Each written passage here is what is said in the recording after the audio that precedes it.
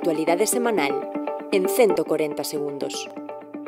Actualidade. O presidente do PPDG, Alberto Núñez Feijóo, volveu referirse á negativa do Goberno Central a aboar os 700 millóns de euros que lla debeda a Galicia. É unha decisión política, non transferir ás comunidades autónomas o diñeiro que xa está recaudado polo Goberno Central, o diñeiro que ten en caixa o Goberno Central e o diñeiro que os galegos pagamos a través do IRPF e do IBE. Pola súa banda, o secretario xeral Miguel Tellado afeou a actitude dos socialistas galegos ao actuar como cómplices do agravio de Pedro Sánchez a Galicia. Esa é unha cuestión que debería facer reflexionar seriamente a Gonzalo Caballero. Si quere ser útil a Galicia, ten que defender os intereses de Galicia. Si quere ser útil a Pedro Sánchez, que siga polo seu camiño, que, dende logo, todos sabemos onde pode acabar.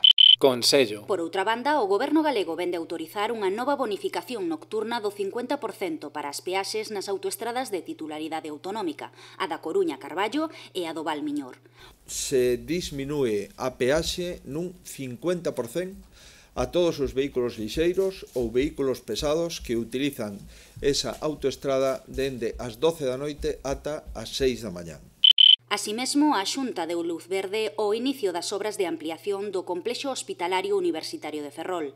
Nesta primeira fase, investiránse 50 dos 130 millóns de euros previstos para as 3 fases do Plan Director. O Hospital de Ferrol, pois, vai a ter a primeira fase, a fase máis importante do Plan Director, que supón a construción de 2 novos edificios, que conlevará a ampliación da superficie do Hospital Arquitecto Marcide de Ferrol de 43.000 metros cuadrados a 67.000 metros cuadrados. Actualidade. Un ano máis, os populares galegos inician o seu tradicional curso político no Concello pontevedrés de Cerde do Cotobade, unha cita que contará coa presenza do presidente nacional, Pablo Casado, en a que se agarda congregar a 1 milleiro de afiliados e simpatizantes. O acto de mañá será un exemplo máis dun partido que traballou, un partido que traballa e un partido que seguirá traballará por defender os intereses de Galicia con toda intensidade.